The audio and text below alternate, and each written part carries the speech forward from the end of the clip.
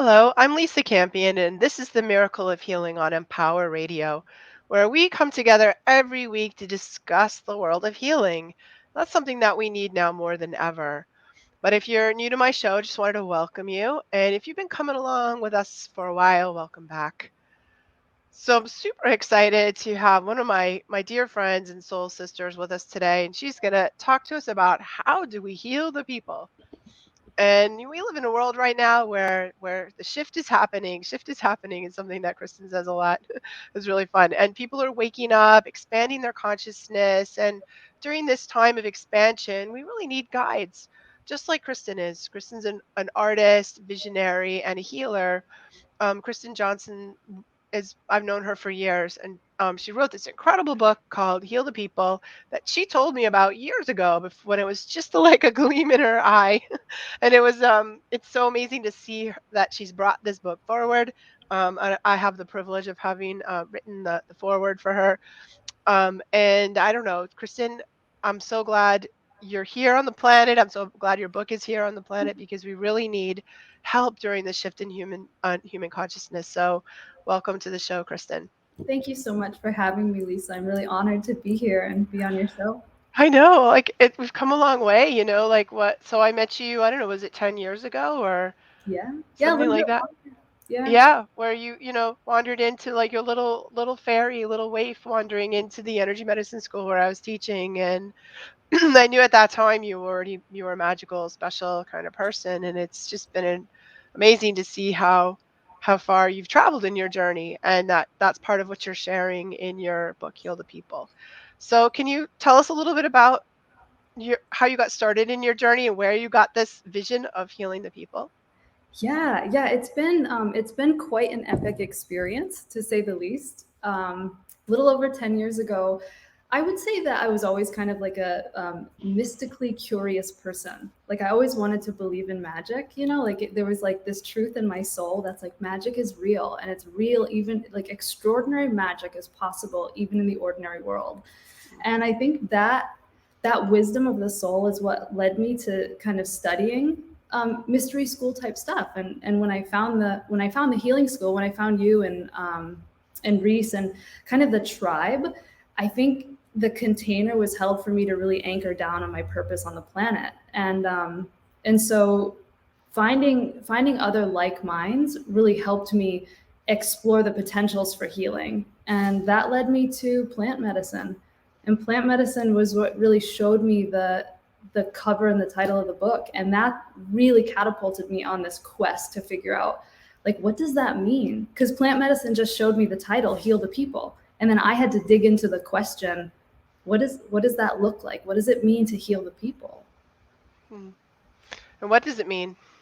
Well, I guess for me, what I've learned is that healing the people is learning how to human on multiple levels of consciousness, not just the physical, not just the emotional, but the compassionate, the expressive, the intuitive, the spiritual. Like, how do we human on all planes of human existence? And then maybe even some that are above human existence. Hmm. Yeah, that's incredible. I mean, I think that a lot of times as humans, we feel like we're trying to escape the heavy gravity of the planet. We're trying to like be more spiritual and kind of ditch the human experience. And so much of us are miserable and we hate it. We hate being human. And what you're saying is we really need to lean into that and fully embrace and accept our humanity as that's what the healing is, right? Yeah, I think so. I spent the first half of my life trying to like get out, like you said, like trying to escape, trying to avoid. And what I realized is that if we really ground down and we really integrate the human, we can't. It's like spiritual exploration. I find is really it, it it becomes more powerful when it's fully integrated into the human body. You know, Mm. we become more powerful if we're fully grounded. I think there's this concept, especially in spiritual sort of new age circles, that everything is love and above, everything is love and light, everything is airy fairy, and there's a truth to that. But if we can't ground it down, if we can't anchor it into the human, I think the human is the part of us that really is actually very powerful. And my life became a lot better when I surrendered to being human and embraced it. And then it got really fun. And now I Mhm. love it. I know you're like one of the most creative people I know. So you have a healing center not too far from where I live, and there's a lot of art going on there, and a lot of meditation and things that are going on. And every time I I talk to you, you're doing some very beautiful and cool new art project. It's amazing to see the breadth of your creativity. Thank you. I think creativity, I think all human beings are creative, and creativity is, to me, it's equal to love. I think that, they say like love and fear are kind of contrasting. I think if you're in your creative flow and you're genuinely in that zone of creativity, it's almost like fear doesn't exist. It doesn't have control over us. And so I find that if people can tap into that part of themselves that is creative, that's expansive, then they have this power, this power to create in the world. And we're all creative. We have this We're illusion all that almost, creators. That's really more the truth of it, right? We're all creators. that's it. That's exactly it. Yeah. Yeah. So in your book, you use sort of two lenses, and these are things that we learned in the in energy medicine school, that we were both in. The chakras and these personality profiles. Well, tell us a little bit about them and why you chose them as the lens to use for the healing. Yeah, those were learning the system, the chakra system and the profile system changed my life because I felt as though it gave me a map. Like it gave me a roadmap for how to human.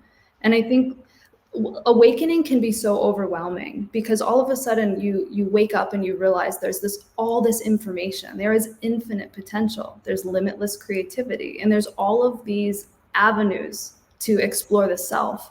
And it can be really overwhelming to try to narrow it down and choose one. And you might even get choice paralysis where you don't choose anything at all because the amount of information is so vast.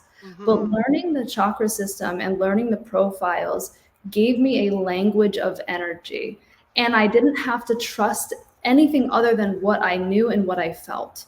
Especially when it comes to spiritual development and because and it's exactly what you teach. You have these psychic openings, and you some people do see guides and have visions, and um, some people don't. And so for the people that don't, knowing the map, like being able to use your life as a mirror, and not necessarily, if you're not having these profound visions, you can use your life as a mirror. So maybe you can't see the chakra spinning in your body. You can't see if it's gunked up. You can't see if it's blocked.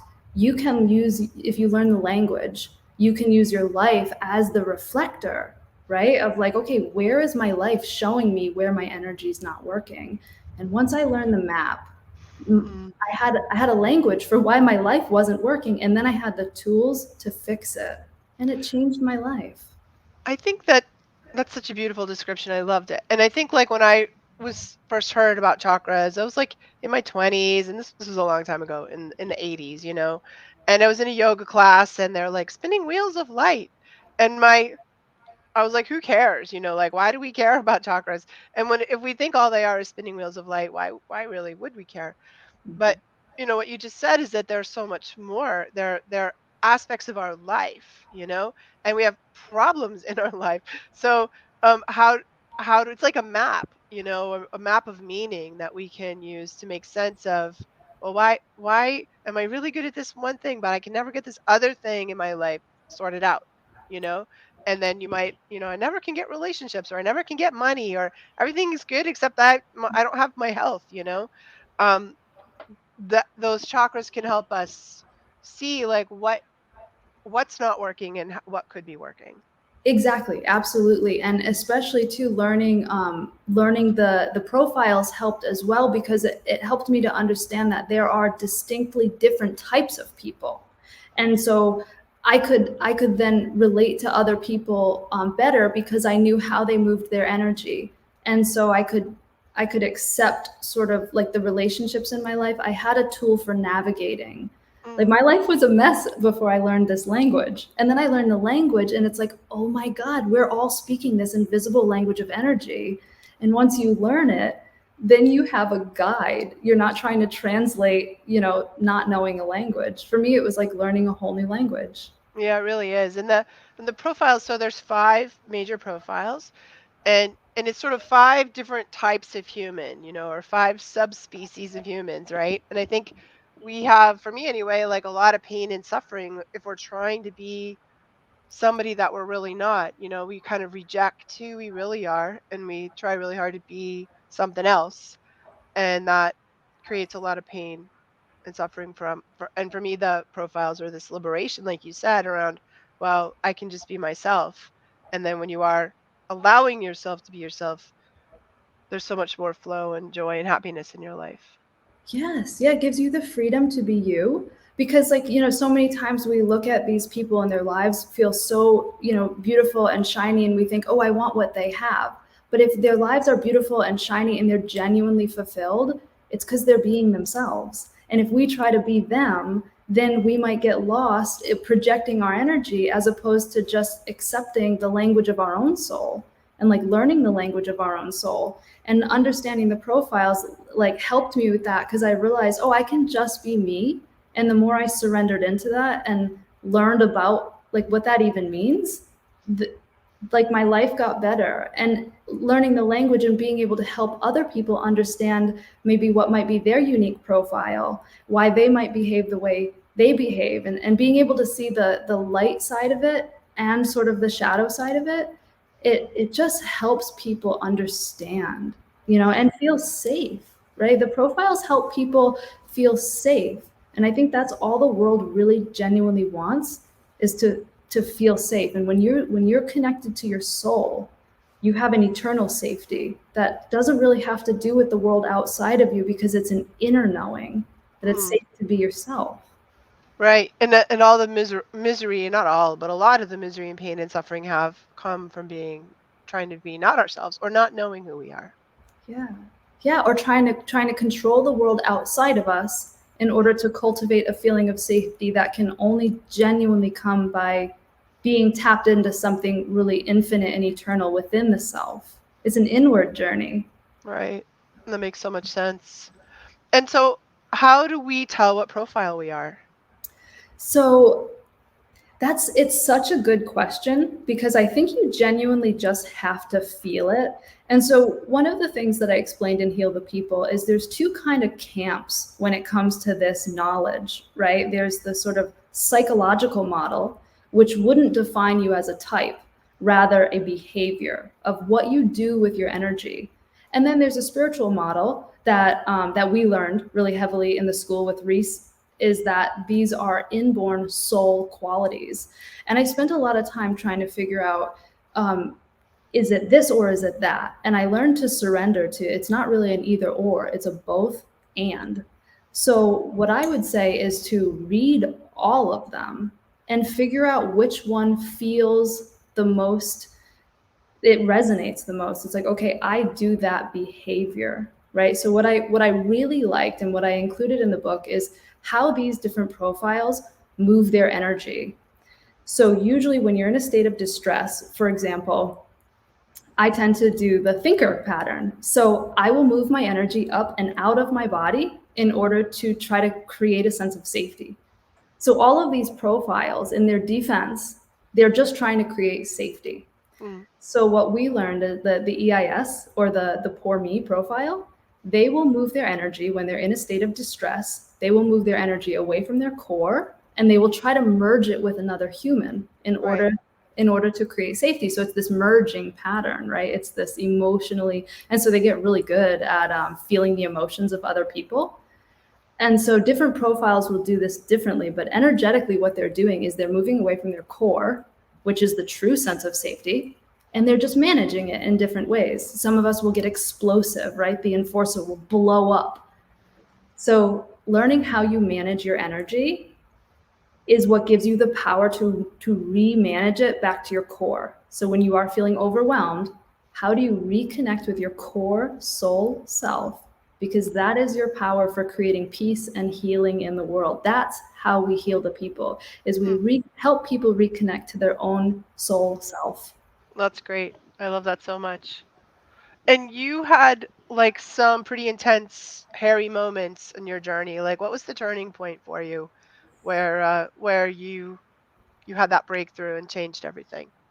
Well, I think first it was the school, realizing that there were other humans in the world who perceived reality in a similar way. When I was growing up, I didn't have any connection to spirituality. I didn't have, I wasn't raised in any specific type of faith, which probably was a good thing because it gave me the freedom to explore like what was my faith. Um, but finding the school, it almost, and I write about it in the book, like it gave me this sense of belonging that I never even knew I longed for. It was like, oh, I belong here, these are my people. And then that created this sense of safety that was, it was like a density enough for me to really anchor down on the planet. Hmm. And then after being in the school for a couple years, was when I realized that I had a mission here, that I was going to do something in the world. I wanted to be of service. And then I did the plant medicine, and the plant medicine was the turning point. That liberated me to actually do the work that I came here to do. Yeah, tell us a little bit about that plant medicine journey. Like, what happened? Yes. I've always been afraid to do it. So I'm really inspired that you did it. Yeah, I don't, honestly, I don't blame you. And I advocate plant medicine for people who genuinely feel really, really called to it, or if they really need it and they feel it in their soul that they need it. Um, I don't play with plant medicine. I feel like it's a wise teacher, and you know when you need it. And when I was in the second year of the school, I was still really suffering with opiate addiction. And this plant teacher showed up, like I learned about it, and I got that same feeling overwhelming me. The same feeling I got when I walked into the school for the first time was this overwhelming yes, like this inner yes of like, this is what you need. This is your medicine. And, um, and so I surrendered to the call, and it totally, I mean, it changed my whole life. When I was journeying with iboga, which was the plant medicine that I used specifically for opiate addiction, it's an addiction interrupter is the way that I would explain it. Um, it gave me the vision of the book, and it showed me, the yellow cover, and the HTP showed up on the book, which was so wild because the school at the time was called HTP, Healer Training Program, but the book spelled out heal the people. And this whole crowd of people gathered around the book chanting. And it was the only time in the whole journey that I sat up and I locked eyes with the woman providing the medicine. And I said, I think I just saw the first book I'm going to write. And, and it sent me on this epic quest. Not only did it free me from really like agonizing self-imprisonment, because when I was done with that journey, I was done with opiates. I never abused drugs again. My whole life, I would say that iboga reconnected me with the essence of my soul in the same way that I was learning through the program. It just used a different tool. It was energy medicine. That's what iboga was. It was energy medicine. And it just changed my life. It changed my perspective, and it delivered my mission. Once I had the vision, I was like, okay, this is what I'm going to do.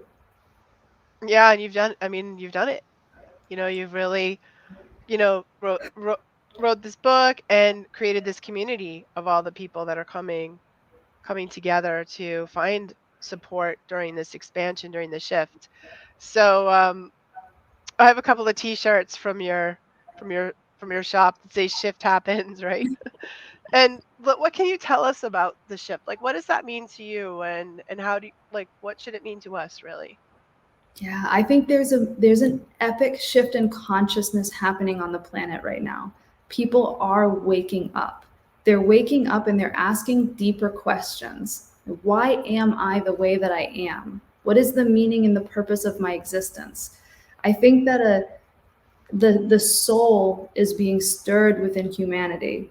And I think this was happening long before the events of 2020 ever took place. But I do believe that 2020 was a major catalyst for that, like that, almost like a dark night of the soul, like a collective dark night for people who all of a sudden the world outside doesn't seem so safe and predictable anymore. So the journey becomes an inward one. So asking those deeper questions. And I think Right. those questions always exist, like that wondering of like, who am I? What is this? What is this experience? And usually suffering leads us to those questions. But usually when we start asking them genuinely and sincerely, our lives start to shift and change. And I think that's what the expansion in human consciousness is about, is because when you ask those questions, it's almost like a higher dimension. You invite in this higher dimension to work with you and through you to bring about a positive change on the planet. That we heal the planet by healing the people. Consciousness creates reality, right? And we talked about, like you said it, we're all creators. We are all creators. We are all responsible for the experience of our reality.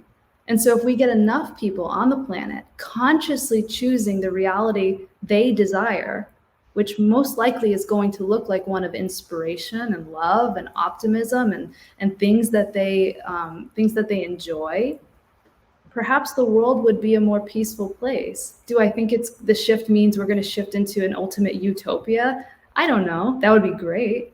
But if you've got a lot of people who are inspired and lit up and passionate about what they're creating, then there's going to be a more joyful experience of life.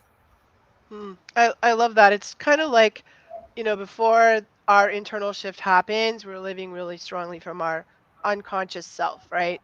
That's sort of programmed by our trauma, by our unexamined thinking, like all of, just the rote thinking that we do, by our suppressed and denied feelings, It's kind of creates this like that we create from if we're all creators, and the work that you have in your book, the chakra work and the profile work cleans that up, cleans out the traumas, the leftover things we haven't processed, teaches us how to process our emotions, how to run our energy.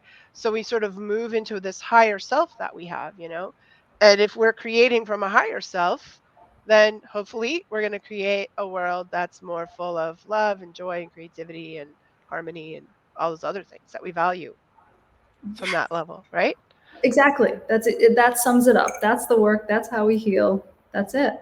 I Higher love that. embodiment. Yeah.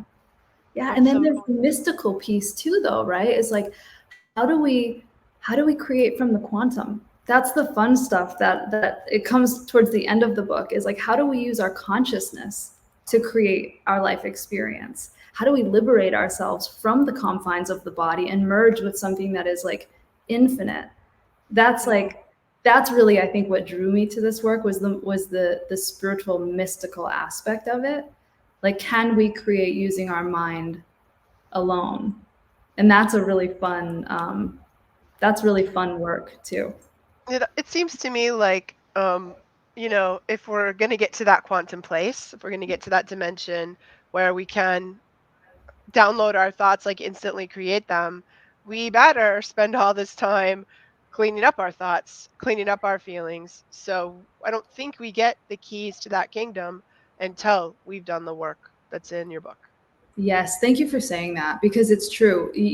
When you have a spiritual awakening, it's almost like you want to bypass the human part of you. Like you want to dive right into that and kind of like live in that world. But if you don't purify the lower energy centers, if they're still clogged up with, like you said, your traumas and your emotional stuff and like all of your stuckness, really your manifestation is going to be filtered through that energetic debris as well. So you're going to be bringing more of that.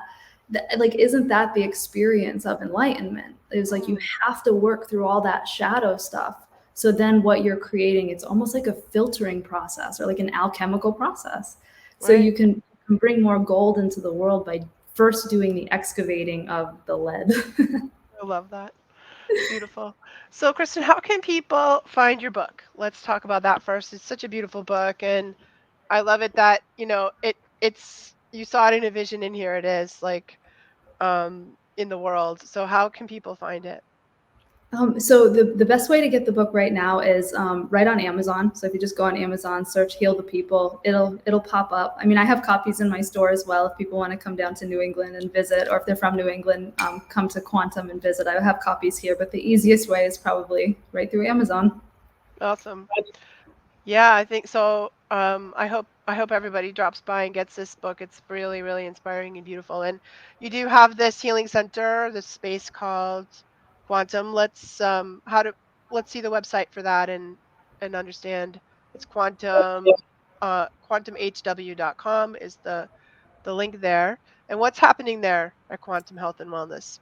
So many different things, all spiritual things, all creative things. We do trainings, we do readings, we do healing work, we do yoga and meditation. We have group recovery groups for people who are transcending the limitations of addiction, anything to help people grow and expand into their higher self.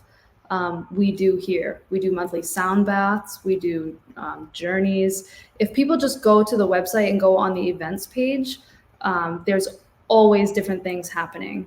And quite a lot of them are things you can participate in remotely too. So it's definitely, even if you're not here in New England, check it out because there's some pretty cool stuff going on in there. Yeah, it's a beautiful space. I'm really, really humbled by the experience of having quantum and just the people who show up. I'm most inspired by the people, Mm, the people who show up and do the work.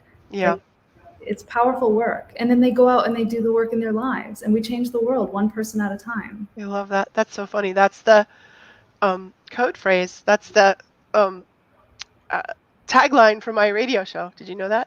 I love it. I love it. Yeah. That's the work. Awesome. Well, Kristen, it's been so beautiful having you and knowing you all these years and then having you on the show and seeing your book, which is a bestseller in like 7 different categories. So, way to go, girl. That's awesome. I'm so Thank you, happy for you. Lisa. Thank you. And thanks for all of you for being with us today. If you want to visit me, you can come by lisacampion.com and check out my work there. I work a lot with sensitive, psychics, healer type folks, and I have a lot of free resources for people whose psychic gifts are emerging, or if you're just tuning into the fact that maybe you're an empath, I've got some stuff for you. So drop by lisacampion.com. And thanks for being with us today here in the Miracle of Healing, where we are healing the planet one person at a time right here on Empower Radio.